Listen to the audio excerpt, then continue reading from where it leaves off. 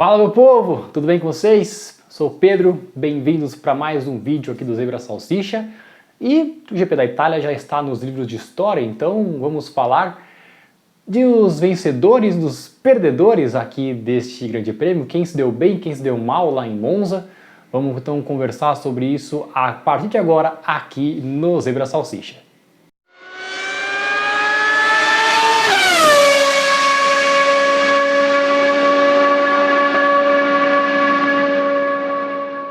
Vamos começar então com os vencedores desse GP? Aí você vai me perguntar, pô, de novo você vai colocar o Verstappen como vencedor? Ele ganha todas as corridas desse ano, por que você vai colocar ele como vencedor?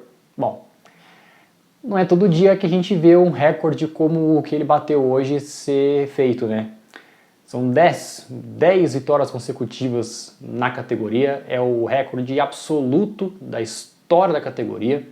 Nem Hamilton, nem Schumacher, nem Senna, nem Fangio, nem qualquer um desses pilotos, dessas lendas do automobilismo conseguiram o que o Verstappen conseguiu hoje.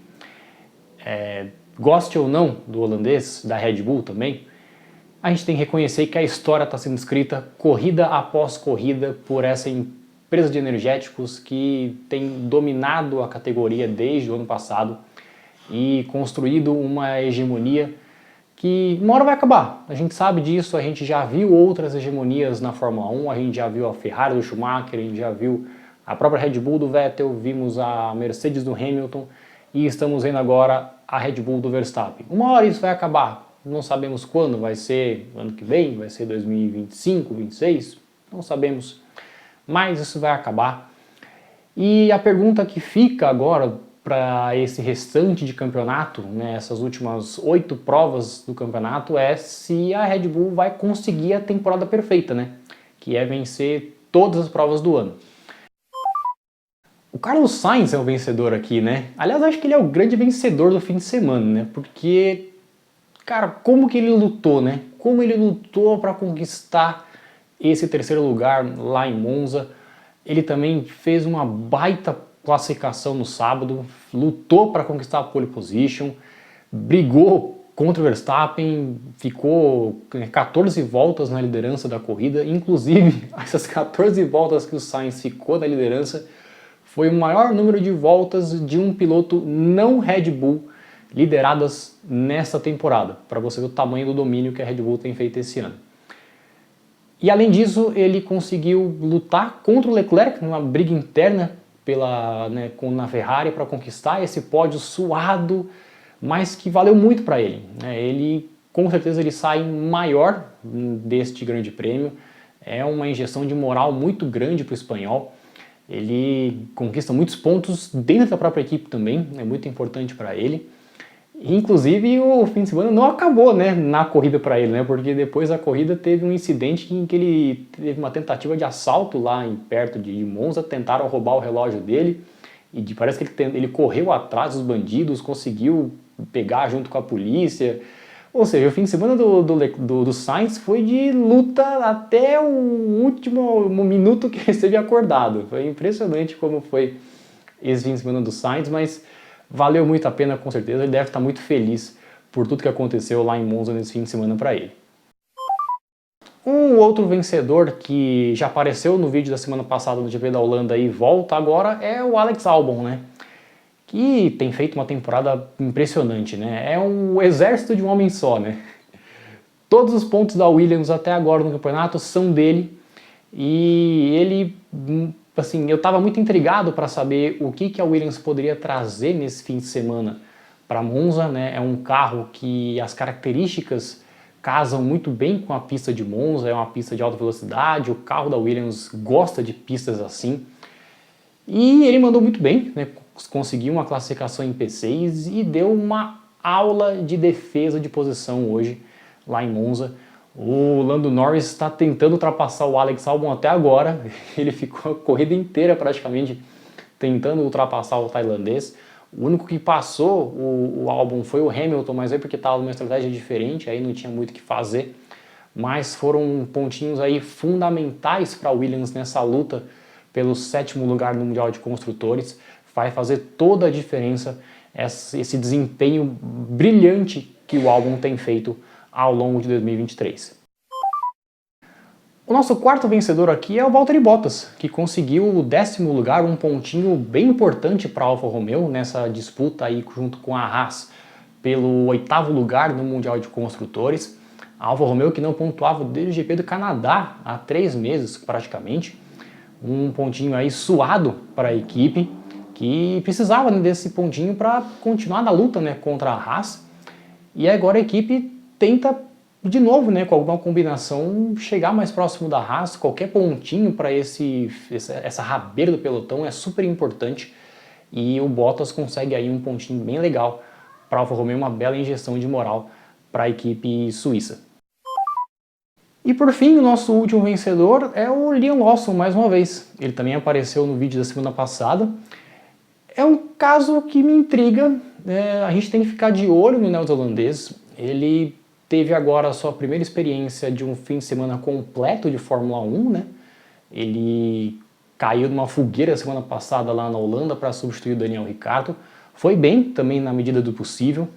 Nesse fim de semana em Monza também se deu muito bem. Bateu na trave para conquistar o seu primeiro pontinho na categoria. Quase que consegue, ficou na 11ª posição. E vamos ficar de olho nele, tá? Porque a depender da recuperação do Daniel Ricciardo, pode ser que ele corra em Singapura e até no Japão, ainda nesse mês de setembro.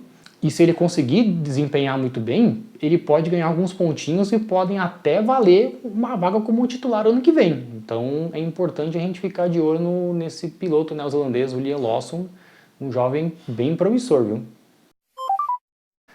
Vamos então aos perdedores desse GP da Itália de Fórmula 1. Antes de mais nada, antes da gente começar, se inscreve aqui no canal, pô. Aproveita já que você chegou até aqui, deixa o like nesse vídeo, pô. Ajuda o Zebra a crescer aqui no YouTube, ajuda o canal a ampliar sua gama de visualizações aqui neste canal, nesta rede maravilhosa chamada YouTube. Então vamos aos perdedores, e o grande perdedor deste fim de semana chama-se Lance Stroll. Ele mesmo. Ele pode até argumentar, usar o álibi que ele não teve muito tempo de pista, porque na sexta-feira ele teve que ceder, né, o seu cockpit para o Felipe Drugovich no primeiro treino livre da sexta-feira. E no segundo treino livre ele acabou tendo um problema no carro e teve que parar o seu carro e não treinou na sexta-feira, né, só teve o treino do sábado. Mas não dá para justificar ele se classificar na última posição do grid de largada para o GP da Itália, enquanto que o seu companheiro de equipe se passa para o Q3 e dá um banho como o Alonso tem dado dele ao longo da temporada.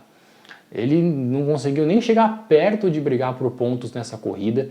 O Alonso, bem ou mal, né, conseguiu ainda 2 pontinhos que foram importantes para a Aston Martin, que sabia que seria um fim de semana ruim para eles, porque o carro da Aston Martin é um carro que não gosta muito de pistas de alta velocidade, ele tem muito arrasto aerodinâmico, então o circuito já sabia que o carro da Aston Martin não iria andar muito bem em Monza, mas você ficar lá na rabeira do pelotão, não dá, né?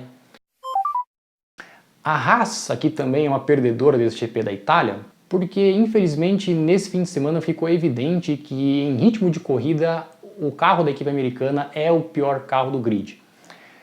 O carro da Haas ele tem um problema muito crônico, que vem já de anos, não é só desse atual regulamento, que eles destroem os seus pneus. É incrível como a Haas tem esse problema muito sério já há alguns anos e eles não conseguem consertar esse problema. Muito também desse problema vem da Ferrari, né, porque a Haas compra muito das suas peças da Ferrari, que também tem esse problema de desgaste de pneus, só que na Haas isso é muito mais evidente. E aí a equipe acaba sendo uma verdadeira leão de treino, porque no sábado eles até conseguem desempenhar bem, né, o Hülkenberg e às vezes o Magnussen conseguem fazer bons tempos na classificação, mas depois eles acabam despencando na tabela, e hoje, por exemplo, eles foram os últimos colocados na tabela de pilotos, e eles vão perdendo terreno, e assim, eles correm sério risco de acabar ficando em 9º lugar no Mundial de Construtores, perder o 8º lugar para a Alfa Romeo, se eles não encontrarem alguma solução meio que urgente, ou pelo menos para o carro do ano que vem, para que a equipe da Haas seja pelo menos um pouquinho mais competitiva em ritmo de corrida. A nossa terceira perdedora do fim de semana é a Alpine, que tem um defeito que é clássico da equipe francesa, que é a inconstância, né? Cara, semana passada o Gasly foi terceiro lugar no GP da Holanda e nesse fim de semana os dois carros não conseguem nem passar do Q1. E passaram longe de brigar por pontos. Então essa inconstância que a Alpine passa desde os tempos de Renault, não é só agora não, eles parece que não encontram um equilíbrio, um patamar para conseguir subir, eles sempre acabam tropeçando nas próprias pernas. É impressionante como a Alpine tem esse problema e eles acabam se prejudicando, né? O problema fica sempre com eles. Enquanto eles não resolverem essa questão interna dessa falta de constância, de equilíbrio do carro francês, eles vão patinar nas próprias pernas e aí não vai ter muito o que fazer. Esse quarto perdedor que eu coloco na lista, eu não coloco ele como perdedor no quesito resultado da corrida propriamente dito. Mas quando a gente considera a comparação dele com um companheiro de equipe, o Charles Leclerc acaba sendo um grande perdedor nesse fim de semana, né? E essa briga que a gente teve nas últimas voltas entre ele e o Carlos Sainz pelo terceiro lugar, fica evidente que foi uma briga por orgulho ferido do Leclerc, né?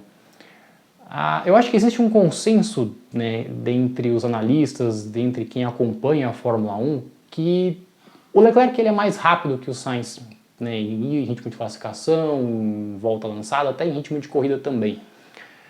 Só que falta para o Leclerc a constância e o pulso necessários para ser o verdadeiro líder da Ferrari dentro da equipe. E isso acaba abrindo espaço para o Sainz, porque o Sainz ele pode não ter a velocidade do Leclerc, mas ele tem exatamente essa constância que lhe permite brigar dentro da equipe. E aí você soma nessa equação essa atitude da Ferrari de não colocar de fato um piloto número 1, número 2, e aí você tem uma briga que quase gerou um vexame para a equipe italiana lá em Monza. Os dois quase se arrebentaram no fim da prova. Era uma briga desnecessária entre o Sainz e o Leclerc. Era o típico caso do Fred Vasseur entrar no rádio dos dois, falou, para com isso, tragam as crianças para casa. Era o velho ditado do Jean Todt, nos tempos dourados da Ferrari, do Schumacher e do Barrichello, em que era, nas voltas finais da prova, administrar o carro e trazer ele para casa. Falta esse pulso para a Ferrari, falta esse pulso para o Fred Vasseur, que vai ter que tomar uma decisão mais cedo ou mais tarde, porque do jeito que está não vai dar certo.